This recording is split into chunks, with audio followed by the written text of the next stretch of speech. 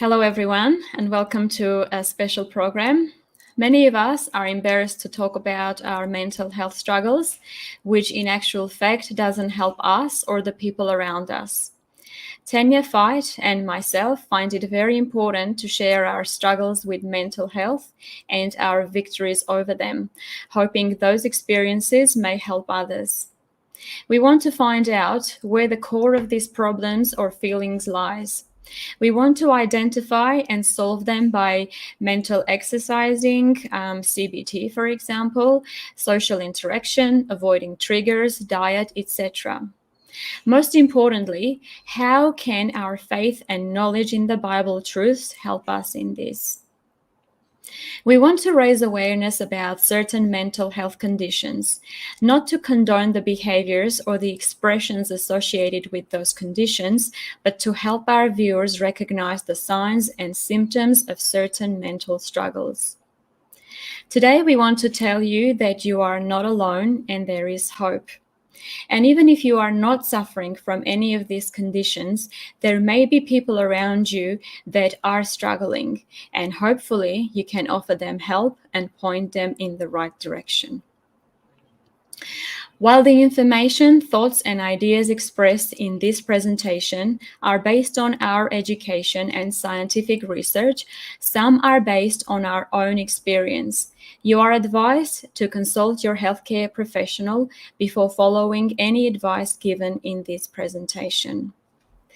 Hello, Tanya. Thank you for your willingness to share. It's very nice to be doing this program with you. I'm very excited. Hello, Sose. Thank you for having me. Okay, so Tanya, could you tell us a little bit about yourself?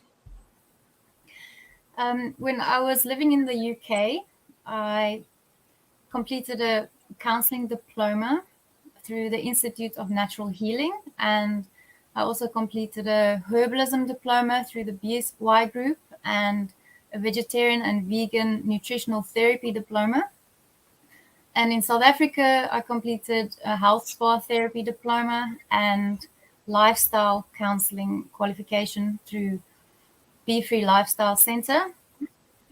The health spa therapies diploma was through Healing Hands International Massage Academy. My idea was to combine these qualifications in order to help people who are struggling with mental health problems, since I struggled with mental health problems from a very young age. And because I knew how it feels to suffer like that, I developed a compassion for other people who are suffering too. At the moment, I'm working for Clash of Minds. It was formerly known as Amazing Discoveries Africa, and I've been working for them for 6 years, almost 7 years.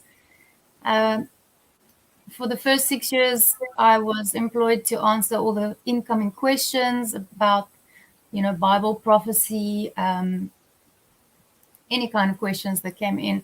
But my interest really was on the spiritual or the mental and emotional questions. And so my position has now changed. I'm now doing editing, and I've started my own website. It's called Mental Discoveries. It's www.mentaldiscoveries.co.za. And with this website, I've put all the information on there that I've collected over the years and all my experiences in order to help others who are suffering from mental health problems. Very nice. And it's interesting that people very often, when they suffer from certain conditions, they become professionals in that area to help others. So can you tell us as well, Tanya, why you decided to share your testimony today? The reason why I decided to share my testimony is because I feel like I have all this experience from all the years of struggling with symptoms, and I put so much effort in to try and overcome all these symptoms. And if I can share it with other people, I'm hoping that these experiences will help others, or at least give them some kind of a guideline as to how they can overcome their symptoms. Yes, absolutely. Very good. So we can start with a word of prayer, and then you can share your testimony with us. Dear Lord, we want to thank you today for the opportunity to come together and to discuss mental health and to share our experiences. And if that can help someone, then let your will be done and let people find courage and hope. And also let our experiences serve as a guide, and let them follow the advice that you have given with mental health and with physical health as well, because we know that they are connected. We thank you so much again. We ask you to speak through us, and we ask all these things in Jesus' precious name. Amen. Thank you. So I'm going to begin by telling my own story and how my mental health problems started and at what age. I grew up, the first 7 years of my life, I grew up as an atheist. My parents were not Christians. And in the first 7 years, I didn't even know that God existed. I'd never heard of a God before. And then just before my parents were converted and became Christians, I was playing outside in the garden. I was about 7, and I looked up at the sky and I saw the clouds, and I wondered in my heart, where do we come from? Where does the world come from? Where do humans come from? But my vocabulary was too limited to be able to form the question to ask my parents, where do we come from? So I couldn't get an answer from them. And I believe it was God who prepared me for my parents' conversion and for the news that there was a God. Because it wasn't long after that my parents were converted, and then they started teaching us about God. And because I had this question inside me, where do we come from? I accepted this message about God's existence, and I became converted at the age of 7. So then my father was a lecturer at the University of Stellenbosch at the time, and he's a zoologist, so he was teaching evolution, but now because of his conversion, he could no longer teach evolution. So my parents moved, they bought a farm, and my father resigned at the university, and we moved away for a year, and I enjoyed it there on the farm. And then my father got a new position at the University of Western Cape as a researcher, and we moved back to the city. So when we moved back, at first we went to a school just outside the city, about half an hour away from the city. And I was in that school for, I'm not sure how long, maybe 3 months, 4 months or something like that. And then we moved closer to the city to be closer to my father's work, and I went to another school there. And I was about 9 years old when I went to that school.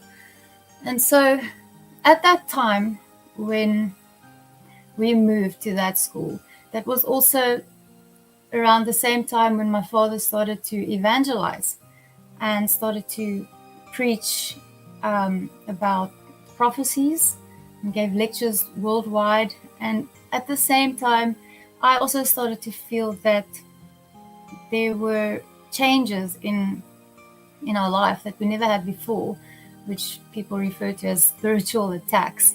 And I experienced this as well. So at school, I started being bullied.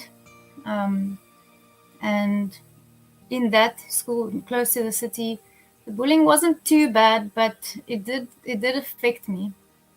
And then my parents decided to move outside the city again. So we went back to that same school that I was in for about 3 or 4 months.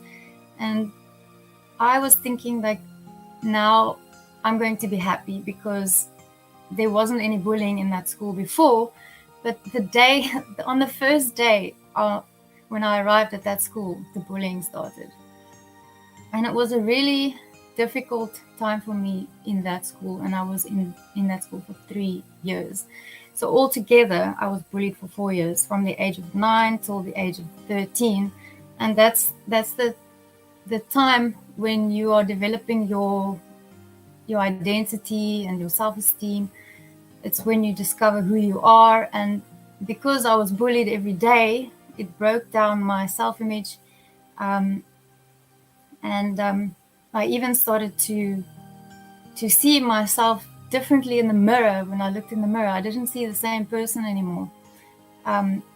There was a lot of hatred towards me for no reason. I was a very shy, reserved child, so it wasn't that I did anything that would provoke others to bully me. I was quite quiet, but there was this intense hatred, especially from the boys in the whole class. The whole class was kind of against me, and the girls were more quiet, but the boys were just every day there was just something that they had to attack about my appearance, about who I was. When I walked into the classroom, the boys would say, "Oh, look who just walked in," and then they would stick their fingers down their throat and pretend to throw up. If anybody had to sit next to me, it would be a big scene because nobody wanted to sit next to me.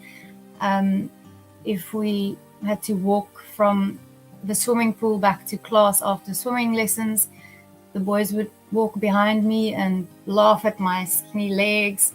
They would throw my food around in class because we were vegan or plant-based, and they would mock my food. So eventually I started eating my food in the toilet because I was too scared to eat in front of people. I was tripped on the tar, and I still have scars on my knees from that. I was ridiculed or mocked when I laughed, when I spoke, when I sang, when I walked. So basically, my whole person was under attack. I felt like I wasn't allowed to express any part of myself. I wasn't allowed to speak. I wasn't allowed to laugh. I was not allowed to express any ideas or thoughts or say anything, because everything I said and did was disgusting, basically. That's how I felt. And I also had a lot of fear, because I knew every day that I had to go and face those children when I go to school. And I was very close to God at that time, and I read my Bible every night for, comfort and strength to face the next day. And there was one specific verse that I used to memorize, and it says, "The Lord is on my side. I will not fear. What can man do to me?" So I always used to repeat that in my head when I'm sitting in class being bullied. And I was also a very sensitive person. That's the other thing. You actually get a term called highly sensitive person, HSP, and people who are highly sensitive like that, they're not only sensitive on an emotional level, but also sensitive to noise, sensitive to light, sensitive to a lot of busyness. And I'm also what people call an empath, where you absorb people's emotions and their energies, whether they are, if they have a very high energy, it can affect me and make me feel nervous. If they have a calm energy, it makes me feel more calm. And I also started to realize that I was struggling with my schoolwork. I was struggling to understand what the teacher was saying when she gave class. I was struggling to understand what people were saying. I couldn't follow their conversations. And I also, at one point, when things got too much for me, I made an appointment with the teacher, and I asked her in private if she could maybe just ask the children to stop when they were bullying me like that, because she just sat there and she didn't do anything. She just watched them bullying me, and she said to me, "I'm not going to fight your battles for you." So it felt like the whole class was against me, including the teacher. And when I didn't understand my schoolwork, she would come and stand behind me and hit my back with a ruler over and over and shout at me. And say, for example, in maths class, she would say, "Where's your formula? Where's your formula?" And she would hit me over and over. And I was too scared to say in front of everyone that I didn't even know what a formula was, because I didn't understand the schoolwork. So I just kept quiet, and she just kept hitting me over and over. And eventually, at around the age of 12, 13, after 4 years of being bullied like that, I started to develop physical symptoms and emotional mental health symptoms. So I started to develop severe depression and anxiety, social phobia. I had a phobia for eating in front of people. I used to hide myself in the toilet. I had insomnia, couldn't sleep at night, and then I would be awake the whole night at home. And then I would hear my parents' alarm going off, and then I had to get up and go to school, and then I couldn't stay awake in class because I was so tired. I started to develop symptoms of, body dysmorphia. There's a condition called body dysmorphic disorder, where you focus really obsessively on certain body parts and you think that they are a lot worse than what they actually are. So my nose was one of the features that I really hated, and I started to obsess about, because that was one of the things that I was bullied about. And my legs was the other thing. There was also a time where I thought, but maybe I'm just unlucky with this class. Maybe because I wasn't bullied before in any other school besides the one just before that. I thought maybe I'm just unlucky. But then I started to have the same kind of attacks outside of school. Like, for example, there was this boy when I was about 13. I was at my friend's house and we were standing outside. It was dark outside, and she went inside quickly, and he came and spoke to me, and he was flirting with me, and he came closer, and I didn't really react or do anything strange or wrong to deserve any kind of lash out. But when he came closer to me, he laughed in my face and he said to me, "Did you really think that I would have gone for you? Maybe if you sawed some of your nose off, I would have gone for you." And so these experiences inside the school and outside the school became evidence to me that there was something really wrong with me, and I started to believe that the problem is me. And I also started to have digestive issues, nausea, stomach cramps, digestive problems, and so on. And then at the end of primary school, when I turned 13, we obviously went to high school, and then I wasn't with the same group of children anymore. A lot of them went to other schools and so on in high school, but the damage was done. It didn't really matter to me that I wasn't bullied anymore in the high school, because I was already damaged. And so my symptoms, I just got worse the older I got. By the time I was 15, I had extreme anger outbursts. I started to self-medicate with substances because I needed something to take the pain away, and I didn't know what else to do. I had extreme mood swings, emotional instability, emotional dysregulation, identity issues, impulsiveness, interpersonal problems, problems in my relationships. And as time went by, it got even worse. At the age of 18, I was hospitalized for the first time for my condition because of a impulsive, self-destructive act.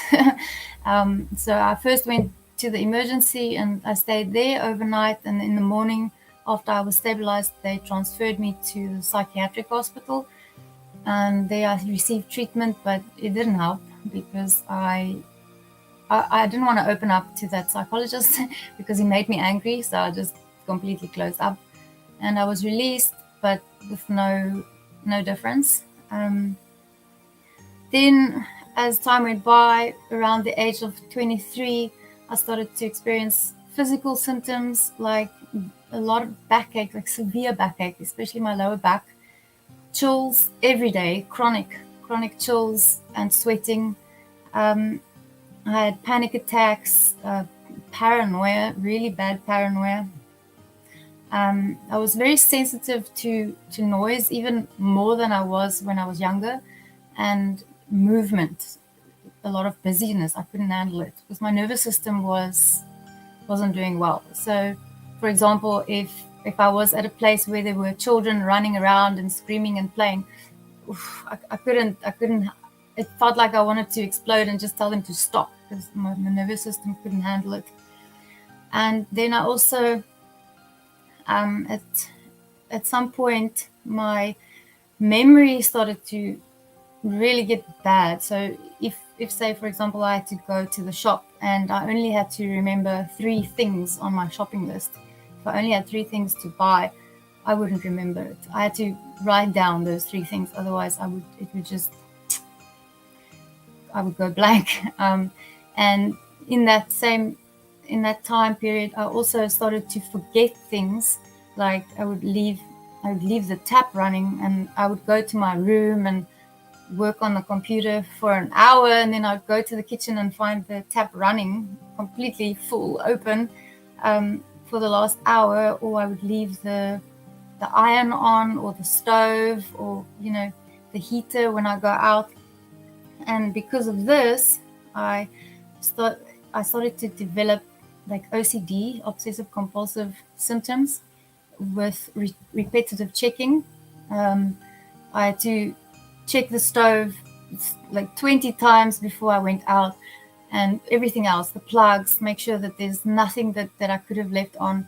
And even after checking it so many times, I would get in my car, drive, and when I'm at the first stop street, my brain would tell me, no, it's not off. Then I'd have to turn around, go back, go check it another 10 times. And eventually it was just like, okay, I'm not even going to go to town anymore. I can't even leave the house anymore. That's how bad my paranoia and stress symptoms started to become. Then when I got older, around the age of 32, I started to develop hypomania symptoms. It's a milder form of the full-blown mania that people with bipolar type 1 get. I had the bipolar type 2 symptoms with very severe depression episodes. And at that time, I realized that I better get some help, because it was starting to become a danger to me, where my life was in danger. Because of these episodes, I could, end up behaving in ways that could end my life. So I went to go see a psychiatrist, and I discussed all my symptoms with him, and then I was diagnosed with borderline personality disorder, bipolar type 2, and with obsessive compulsive disorder symptoms or traits. So I'll just quickly go through the symptoms of those 3 disorders. So borderline personality disorder has 9 symptoms, and you need 5 out of the 9 to be diagnosed with borderline personality disorder. And I had all of the 9.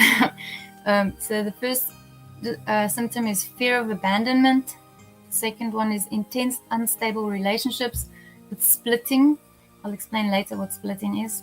Identity and self-image problems, impulsive self-destructive behaviors, self-harm, extreme mood swings, chronic feelings of emptiness, explosive anger, and paranoia or dissociation. And then bipolar symptoms are, you have the manic episodes or hypomania if it's type 2, and the depression episodes. And then OCD, you get different subtypes of obsessive compulsive disorder. One of the most common ones are the ones where people are very anxious about germs, where they have to wash their hands, say 20 times a day, like I was doing with the repetitive checking. But that was not the subtype that I had. I had the repetitive checking, and I had hypochondria.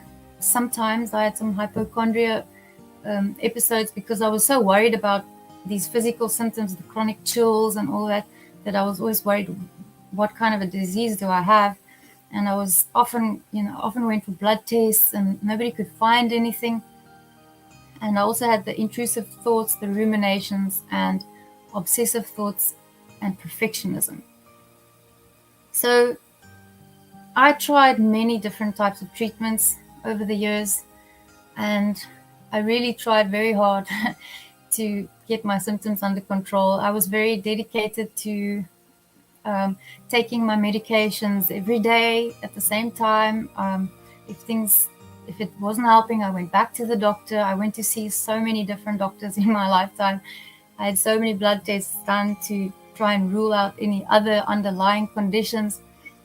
The different medications that I had tried in my life are serotonin reuptake inhibitors, tricyclic antidepressants, MAO inhibitors, mood stabilizers, anticonvulsants, antipsychotics, tranquilizers, and lots of natural medicines as well.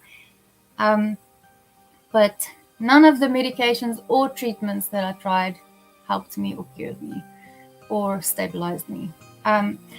There were a few cases where an antidepressant could help me out of a really bad episode that was making me feel suicidal. But that was about it. It didn't help me further than that. It could help me to come out of that state of mind, but not to stabilize me, because I would have those same episodes coming back whether I was on medication or not. And I also experienced a lot of side effects from the medications, like weight changes. Some of them made me pick up 12 kilograms in like 2 months. Some of them made me eat nothing, and I lost a lot of weight and would weigh like 40 kilograms or even less, 30, 35. Some of them gave me insomnia, and I couldn't sleep at all. Some made me sleep all day long. Most of them gave me extreme hair loss, and the doctors said that it's not a common side effect, but for some reason that's how my body reacted. I had extreme hair loss. It was like in bunches that my hair fell out. Brain zaps, it's like electric shocks in the brain, especially when I moved my eyes to the side, I would get this electric shock in my brain.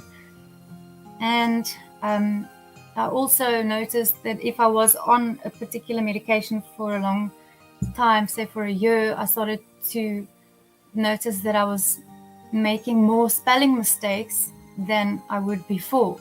I would swap letters around, like their EI and their ERE. I would swap them around, which I never did before. And I also lost my creativity. I'm a creative person. I like writing music and painting and writing poems and things like that. There was nothing, no creativity. I was like a zombie. I was emotionally numb when I was on antidepressants, especially. Say if I found out somebody died, I would just react like, okay, there was just nothing. I had no compassion, no empathy. I couldn't cry. If somebody else cried, I would feel like, why are you crying? It was just nothing, no emotion in me. So obviously the medications weren't working for me, and I eventually stopped trying with the medication route. But I just want to add here that it's very dangerous to stop psychiatric medications suddenly. You always have to speak to your doctor, because most psychiatric medications require you to wean off slowly, because the brain is used to having, is dependent on the medication. And if you just suddenly take it away, you can end up in the psychiatric ward. So just be careful of that. In my lifetime, I was hospitalized 5 times for my condition.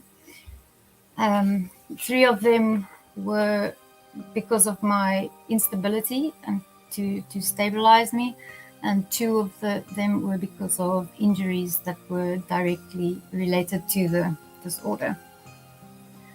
Then, at the age of 35, I had a near-death experience that really shocked me. And it was also, again, it was related to my condition. And that's when I realized that if I don't find help, I'm going to die. I'm really going to die. And not only that, I might even lose my eternal life, because the way I was trying to cope with my symptoms wasn't in line with the Bible. God says we have to keep our bodies are the temple of God, and I wasn't able to keep that rule because I was suffering so much inside with all these symptoms, the depression, the anxiety, the paranoia, and I didn't know how else to make it go away other than take a substance to make it stop, because nothing else was working. And so I knew that I had to turn to God for help, because I had tried everything. I went to psychiatrists, I went to doctors, to GPs. I tried all the medications that's available, and where else could I go? What else could I do other than go to God? He had to have the answer. So I prayed, and really earnestly prayed, and said to God, what must I do now? Because now I've really tried everything. And so after that prayer, he impressed me to start doing research. Now, me, I'm not an academic person, and research is very difficult for me because I struggle to understand, how can I say, scientific terms and so on. But he impressed me to start doing research. And so I started studying. I went online, I studied scientific articles, and it took me a long time to grasp what I was actually reading. And I felt very frustrated, but I don't even understand what I'm reading. How am I supposed to get help through studying? But then eventually, by reading lots of different articles on the same topic, I started to understand better, what these things were about. And I want to share with you what I've learned through the research that I've done. So I first want to start with the statistics on mental health. According to the World Health Organization, in 2019, 1 in every 8 people, or 970 million people, were living with a mental disorder. And anxiety and depressive disorders were the most common. In 2020, initial estimates have increased by 26% for anxiety disorders and 28% for depressive disorders. So there's a lot of people struggling with mental health. And they also say that most people don't have the proper care. They experience stigmas, discrimination, and violations of human rights. So it's really difficult for somebody with mental health to cope with their mental health problems, and then they still have the added burden that they are rejected by people and that they don't get the care that they need.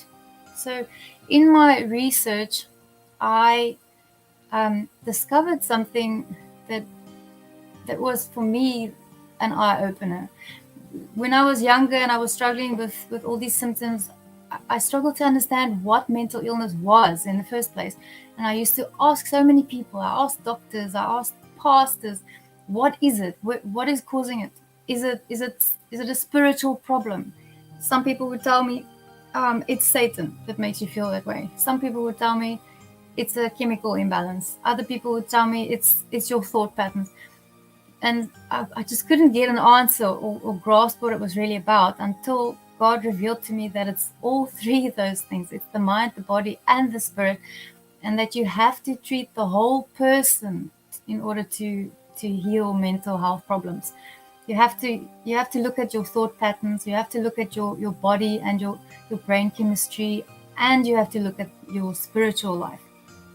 And you have to treat the mind, body, and spirit simultaneously. Otherwise, there's going to be gaps, and you're not going to strengthen the whole person. So I'm going to go through the mind, body, and spirit, and everything that I've learned within those three categories. And I'll start with the mind first. So in my studies, I learned about neural pathways that was one of the very important things that helped me to understand how mental health problems work.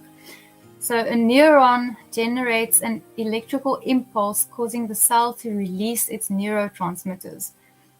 Electrical impulses use pathways to deliver their messages. And electrical activity causes white matter to develop along that pathway that you're using regularly. For example, if you are practicing to play a certain song on the piano, your brain will use certain pathways to memorize that song, and each time you play that song, it adds like a strand of white matter along that pathway to strengthen it. And if you practice it over and over and over, it actually starts to, you can actually see it like a white patch through the methods that they test for white matter. It's like a white patch on your brain, in your brain. But there's one particular pathway that really interested me, and it's called the amygdala prefrontal pathway. And this is the pathway where the amygdala and the prefrontal cortex communicate with each other. So the prefrontal cortex is the part of your brain behind the forehead, and the amygdala, there's two of them on either side in the temporal lobes. And so the amygdala is responsible for detecting danger, and it alerts the prefrontal cortex when it detects the danger. And it also activates the stress response by signaling the hypothalamus, which then signals the pituitary gland and the adrenal glands to release adrenaline and cortisol. And the amygdala is also involved with other emotions like anger and fear and sadness and aggression. And the prefrontal cortex is responsible for processing and controlling emotions, impulse and behavior control, predicting consequences of actions, problem solving, planning, decision making, spirituality, and reasoning. So this part of the brain helps to control your emotions and your behavior and your thoughts. And the amygdala is the one that fires when there's danger or uncomfortable emotions.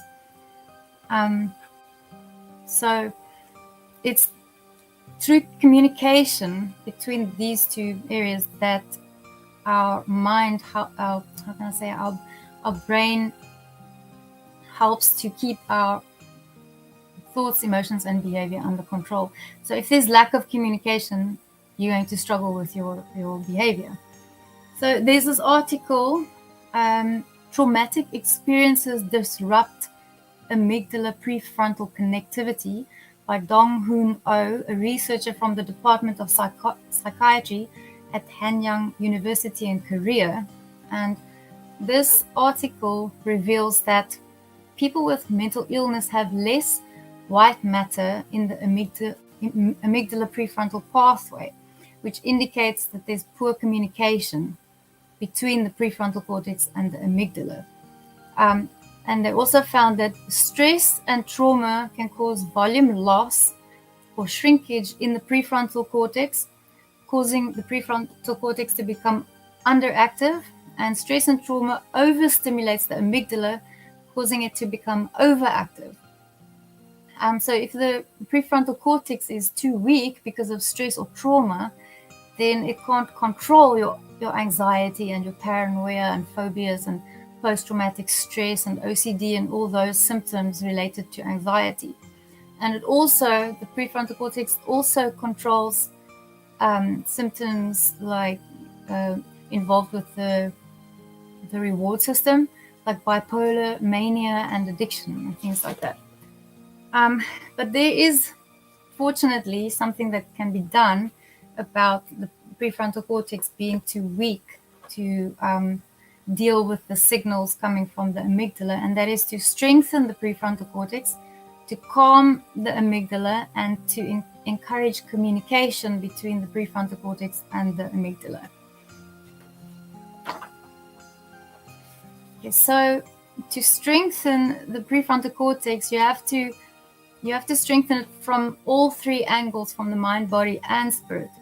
So from a mental angle, you can strengthen the prefrontal cortex through word and memory games, puzzles, cooking, learning, such as a language, an instrument, or a skill, maths, not my strong point, problem solving, decision making, planning, setting goals, and avoiding certain types of television programs, video games, books, and music that weaken the prefrontal cortex.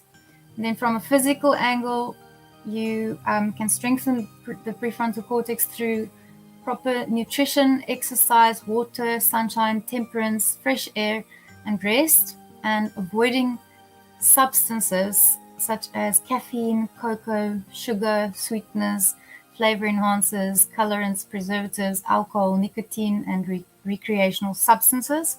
But I'll go into more detail on those things a little bit later. Then from a spiritual angle, you can strengthen the prefrontal cortex by reading the Bible, praying, spending time in nature, spending time with God. The Bible promotes healthy beliefs, thoughts, feelings, and behaviors.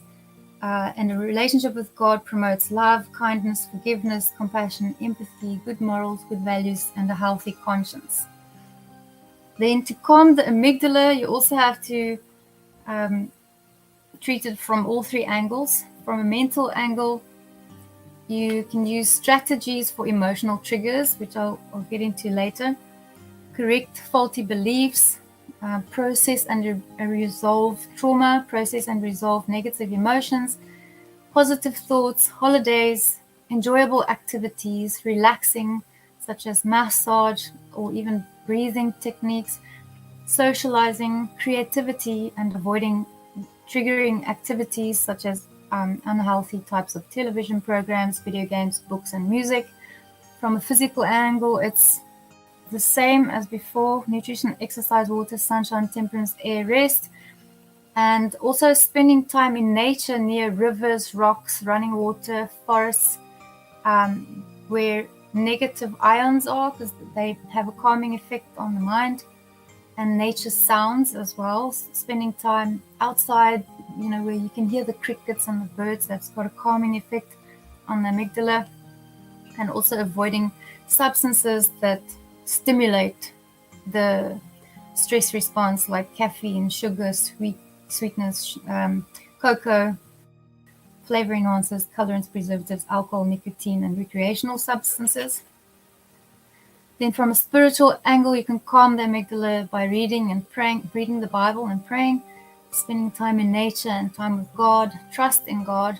And then I have a few verses here.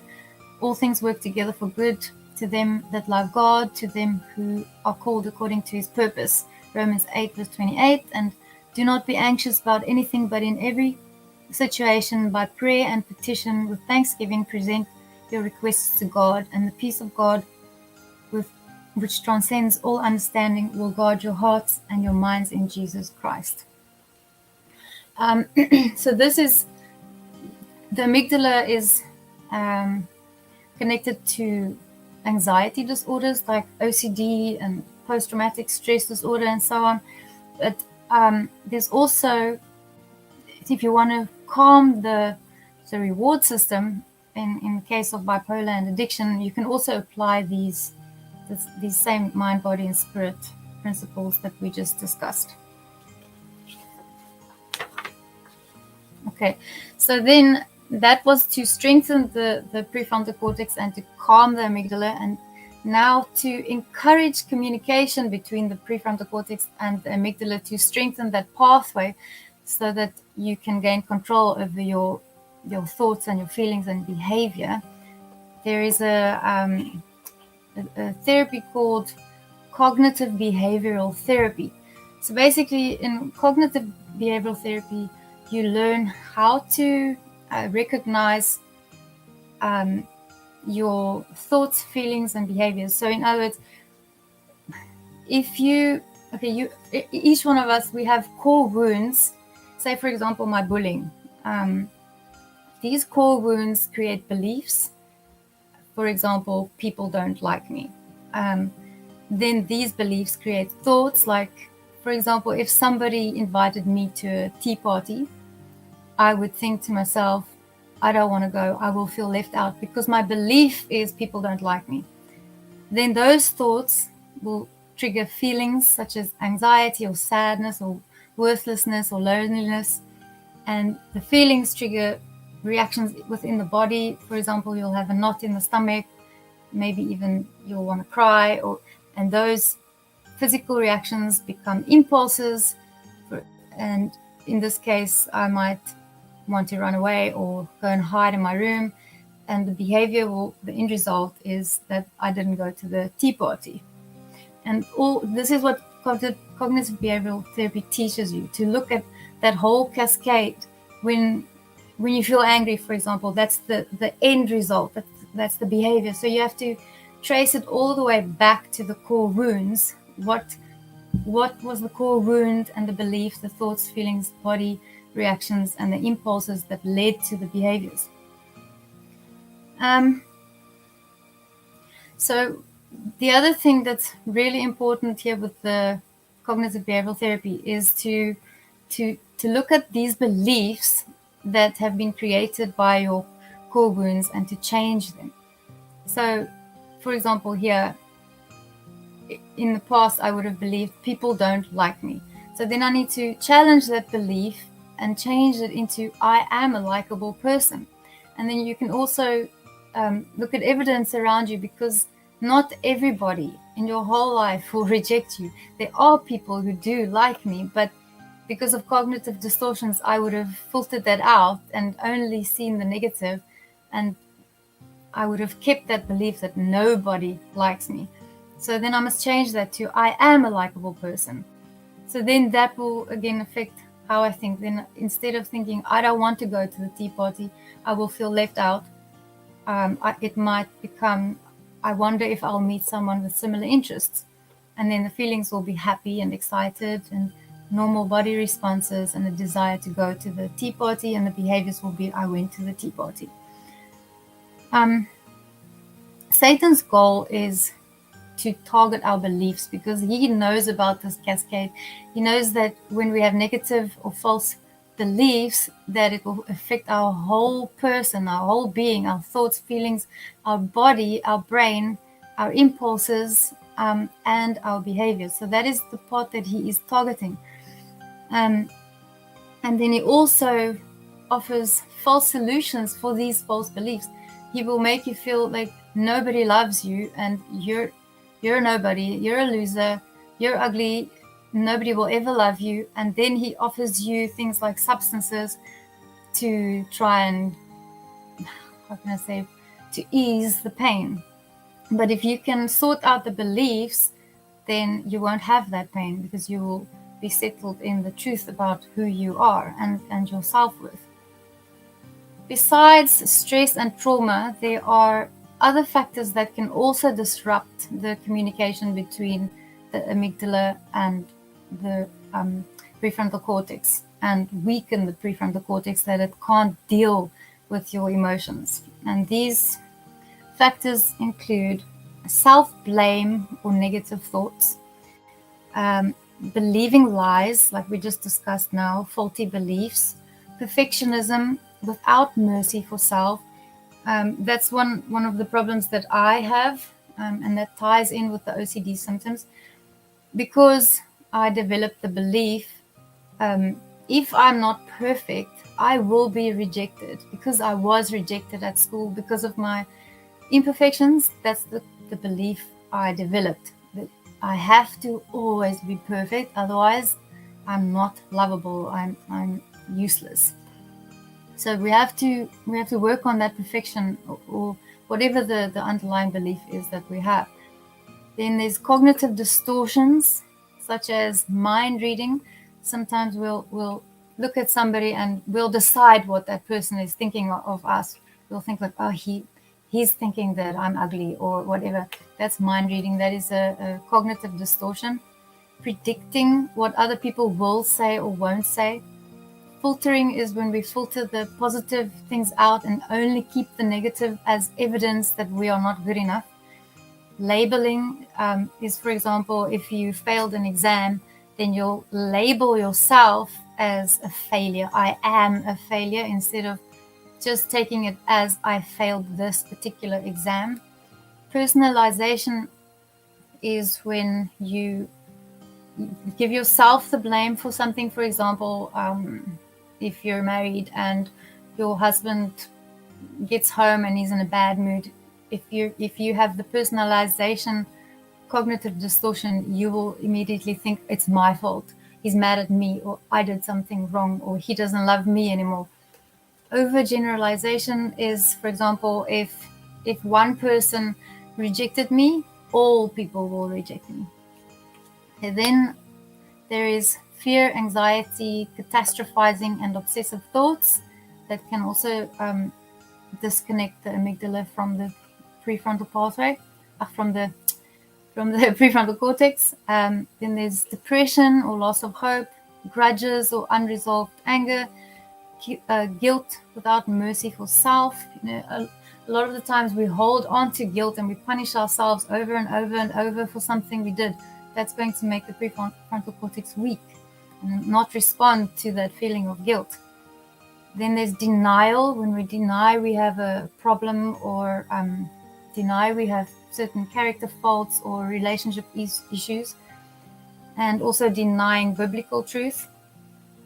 And resisting acceptance. For example, if you've lost something, there are stages that you go through, and the end result is that you have to accept the loss. And many of us resist that acceptance, and we refuse to accept that we've lost somebody or something, and that keeps the amygdala firing. Also, if we have unrealistic rules for ourselves, that can also keep that stress response triggered. For example, if this happens, I will do that, or I may never ever hurt anybody's feelings, or stand up for myself, or be self-assertive, because then I will hurt somebody else. That's also a distortion. Self-awareness. Self-awareness is the conscious knowledge of one's own character and feelings. Self-awareness is one of the most important things to have if you want to recover from mental illness, because it's self-awareness that helps you to recognize your symptoms, your mood changes, and your episodes. It helps to recognize the cognitive distortions. It helps you to recognize faulty beliefs, your thoughts, emotions, physical reactions, urges, and behaviors. It helps you to recognize your triggers and your underlying core wounds, your deeper wounds that are triggering all this cascade. Then there was a time when I was going through this bullying, that I was struggling with some things at home as well. And it was because there was something I was missing, something that I didn't understand, which I only started to understand when I found out about a book called The 5 Love Languages. The 5 Love Languages, How to Express Heartfelt Commitment to Your Mate. Now, this is written by Gary Chapman, and he's got other books also on the 5 Love Languages, written to parents, how to understand their children's 5 love languages and so on. But this particular one is the one that I read, The 5 Love Languages, How to Express Heartfelt Commitment to Your Mate. And it's a very short, it's a thin book, and it's easy to read. And it helped me to understand that people have different ways of expressing love. And in a family, it can cause confusion if the one person thinks that love should be given and received through words, or another person thinks that love should be given and received through gifts, or through physical affection, or acts of service. And then the last one is quality time. So each person has a favorite love language, a favorite one that they want to give and receive love with. And if different family members speak different love languages, it can make you feel like that person doesn't love you, when in fact they do, but they're just showing it in a different way. So that I encourage people to read that book. It was really an eye-opener for me. And then also there's attachment styles, which is also very important, because it can also make you feel like you're not connecting with somebody within a family. People develop different attachment styles in their childhood due to their experiences, and there are 4 major attachment styles. The first one is secure, the second one is avoidant, the third one is clingy, and the fourth one is push-pull. So a person with a secure attachment style is, he feels secure in a relationship, he feels comfortable to open up about his feelings, he feels comfortable to express his needs, and he doesn't have any insecurities, he doesn't feel, he doesn't fear abandonment, or he doesn't have anxieties. He feels comfortable and secure. A person with an avoidant attachment style avoids opening up about how they feel. They avoid intimacy. They keep people at a distance. People with the clingy attachment style always need confirmation that they are loved. They always need to hear from the other person. They need to be around other people to feel that they are loved. And then there's the push-pull attachment style, where it alternates between the avoidant and the clingy. So sometimes you will push people away and you don't want any intimacy, and then you'll switch over and you'll suddenly need them, and you'll pull them towards you. So it's important to understand what your attachment style is, and also the attachment styles of the family members. I have a link on my website on the resources page under videos. There's attachment styles there. You can go and have a look at that video, and that will help explain it in more detail.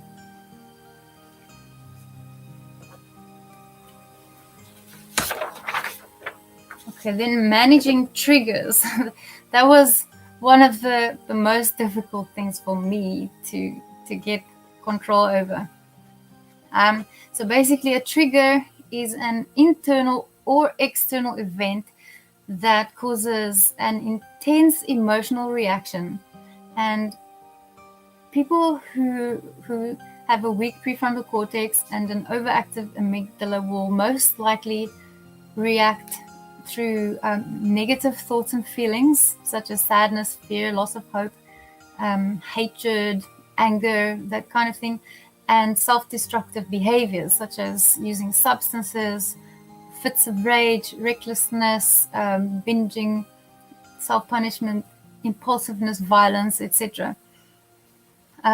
So I worked on developing strategies for myself that I started to use to gain control over my reactions to triggers.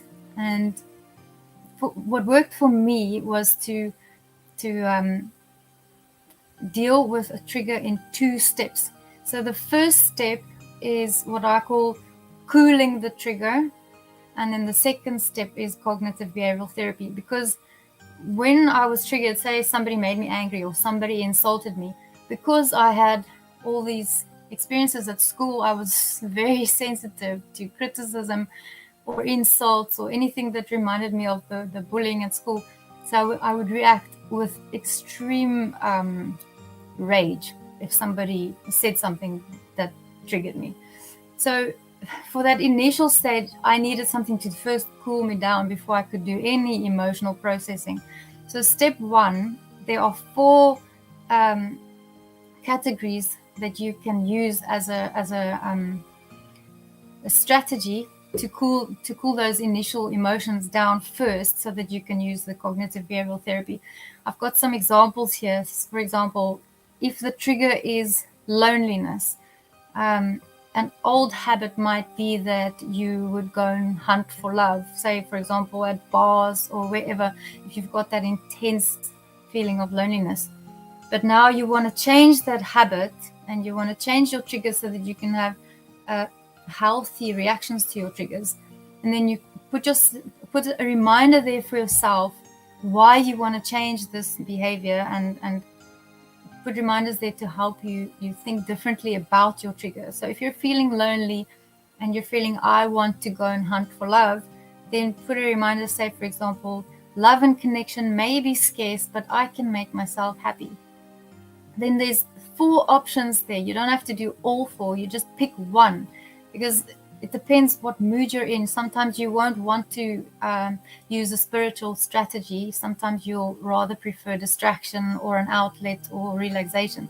So there's 4 options when you feel loneliness. You can create a spiritual goal. You can do something special for someone else as an outlet. As a distraction, sorry. And then as an outlet, you can go, say, to an animal welfare and show love to a little, like a puppy or a cat that needs love, because it helps to, if you convert what you need and you give it to somebody else, it helps to take that pain away. Or you could go for a massage. So you have to figure out what kind of strategies will work for you, because what works for me might not work for you, but you can work out your own strategies. Here's a few more examples. Boredom. If you're in the habit of indulging in media when you feel bored, you can put a reminder, doing something valuable with my time is more rewarding.